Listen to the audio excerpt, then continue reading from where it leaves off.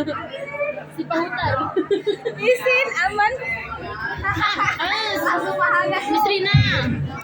ngeri.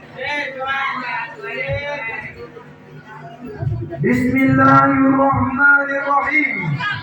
Assalamualaikum warahmatullahi wabarakatuh. Waalaikumsalam warahmatullahi wabarakatuh. Alhamdulillah. Alhamdulillah alladzi ba'atha fil ummiyina rasulan. والصلاة والسلام على سيدنا محمد أحسن الناس قولا وفعلا وعلى آله وصحبه وقتل أخلاق جزيلة أما بعد. Dewan Hakim dan teman-teman yang berbahagia, segala puji bagi Allah yang memuliakan Islam dengan kemuliaannya, yang menghinakan kesyirikan dengan keperkasaannya, mengatur segala bentuk, mengatur segala hal dalam bentuk kekufuran dengan ketetapannya, dan menjadikan hasil akhir sebab bagi orang-orang yang bertakwa dengan ketakwaannya. Salawat dan salam untuk sang junjungan penghulu para nabi, rahmat bagi seluruh alam, pedoman terbaik sepanjang zaman, Rasulullah Muhammad sallallahu alaihi wasallam. Dengan kata lain, Bismillahirrahmanirrahim ila nur au ila siratim mustaqim. Hadirin dan teman-teman yang berbahagia, Michael Hart, seorang kolumnis Amerika, menulis dengan judul The 100 Ranking of Most Person in History, 100 orang yang berpengaruh dalam sejarah peradaban manusia sedunia. Termasuk di dalamnya Adolf Hitler, pencetus gerakan Nazi Jerman, Mahatma Gandhi, pencetus gerakan Geraha Satya India, Julius Caesar, pencetus Vini Vidi Vici, dan tokoh-tokoh besar lainnya.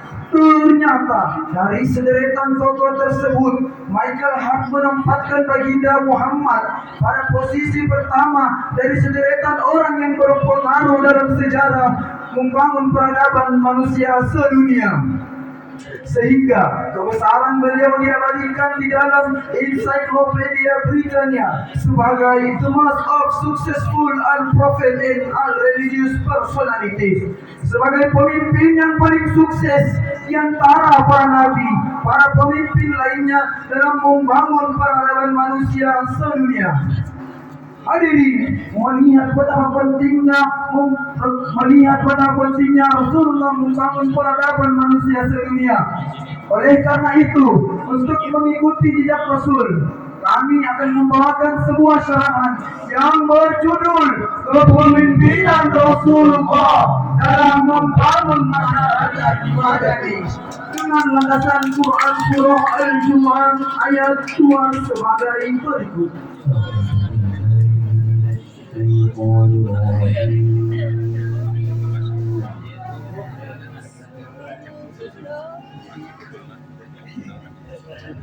Bismillahirrahmanirrahim.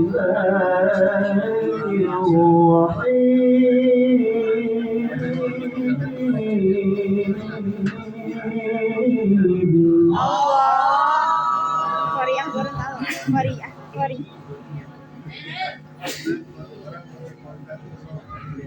هو الذي بعث في الأميين رسولا منهم يتلو عليهم آياته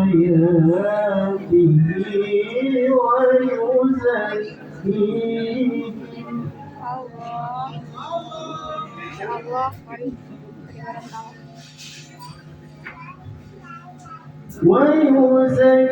ويزكيهم ويعلمهم الكتاب والحكمة وإن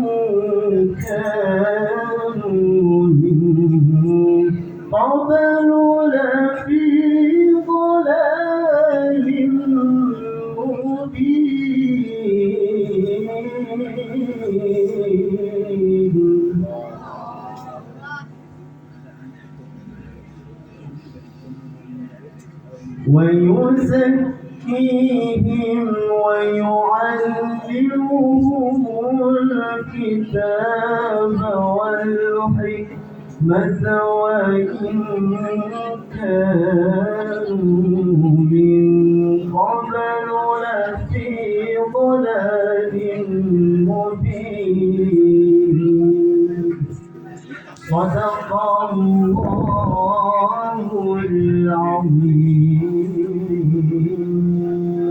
Aku berlindung kepada Allah dari godaan syaitan yang terkutuk dengan menyebut asmamu ya Allah yang maha pengasih lagi maha penyayang.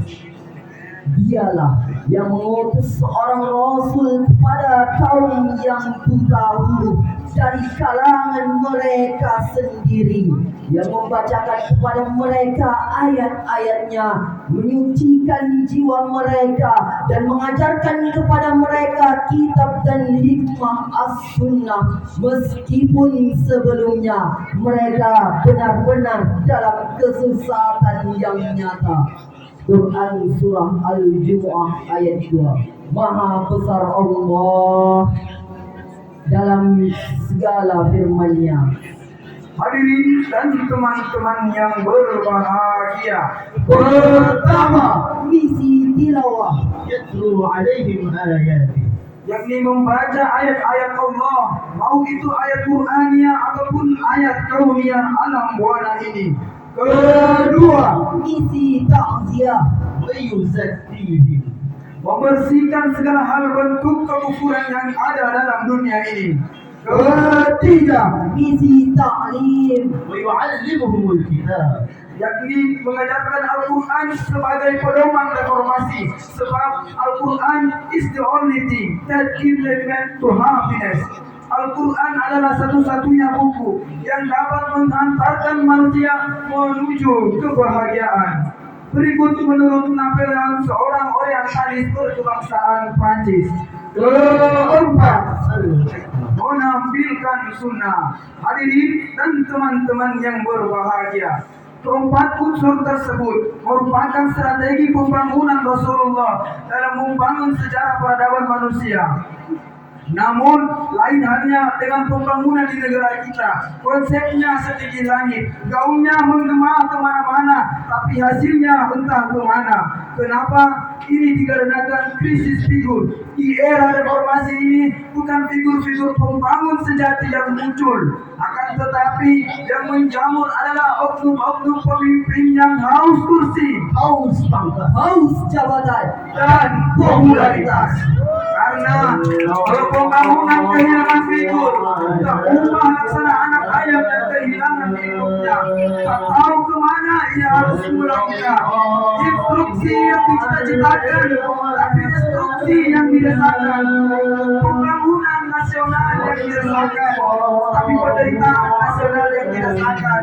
Akhirnya tak berada dalam justifikasi Allah, tapi tetap dalam kesesatan dan krisis yang sedang multidimensional. Hadirin dan teman-teman yang berbahagia, dalam hal seperti ini tidak satu contoh yang harus kita ikuti dalam membangun masyarakat madani. Ada 3 akhlak pemimpin yang dicontohkan oleh Nabi dalam membangun masyarakat madani. Pertama, limtanahum, dengan lemah lembut dapat menimbulkan keluhuran budi, dapat menarik simpati lawan dan membuat segan bagi semua lawan. Kedua, yakni sifat Rasul tidak pengis dan tidak berlaku kasar, karena jika pemimpin yang berjiwa kotor niscaya akan diktator. Ketiga, ma'fu anhum, pemaaf, wastaghfir lahum, yakni Rasul sangat mudah memberi ampunan bagi orang yang sering berbuat kesalahan. Hadirin dan teman-teman yang berbahagia, dengan demikian pembangunan di negara ini hanya akan bergulir dengan baik apabila mekanisme pembangunan yang mencontoh kepribadian Rasulullah. Dan orang-orang yang dapat mencontoh beliau hanyalah orang-orang yang beriman. Semoga kita sebagai rakyat Indonesia dapat segera menyempurnakan iman kita sehingga berhasillah kita dalam membangun negara ini menuju masyarakat madani. Amin ya rabbal alamin. Hadirin dan teman-teman yang berbahagia, sebelum kami menutup syarahan ini, perkenankanlah kami menyampaikan sebuah pantun. Jalan-jalan ke kota Sukabumi, melihat lengkap penuh dengan karya seni. Mari semangat semuanya membangun negara ini menuju masyarakat madani. Setuju?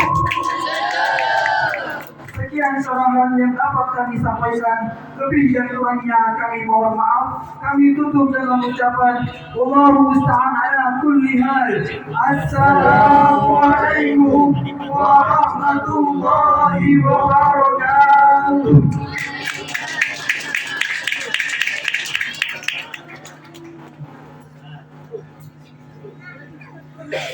Emma. Emma yang di tengah. Selanjutnya